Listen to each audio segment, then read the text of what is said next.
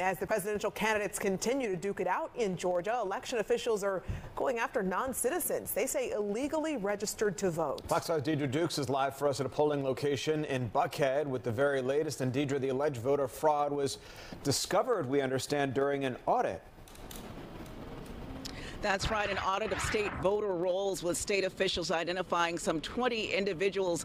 At the same time, those non-citizens make up a small percentage of the 8 million people who are registered to vote here in Georgia. Still, state election officials say it does go to show that the discovery proves that elections are secure.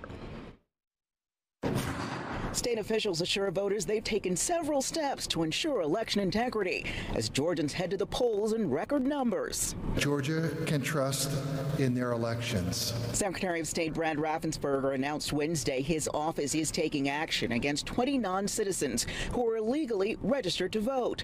The alleged offenders were identified this summer during an audit of the state voter rolls using the new voter registration system.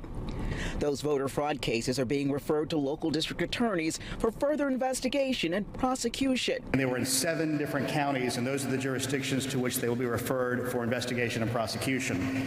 Those counties are Fulton, Cobb, Bibb, Clayton, Henry, Gwinnett, and DeKalb. Officials are investigating another 156 people for similar offenses. Georgia has the cleanest voter list in the entire country. State election officials said the cases are further evidence of the safeguards in place in Georgia to prevent voter fraud, including cutting-edge technology and the work of multiple state and federal agencies. Georgia is a model when it comes to preventing non-citizen voting. And they also addressed false claims circulating on social media that the state's voting machines are flipping votes from one presidential candidate to the other after voters cast their ballots. What we can't allow people to do is undermine people's faith in the outcome of the election because of natural human frailty.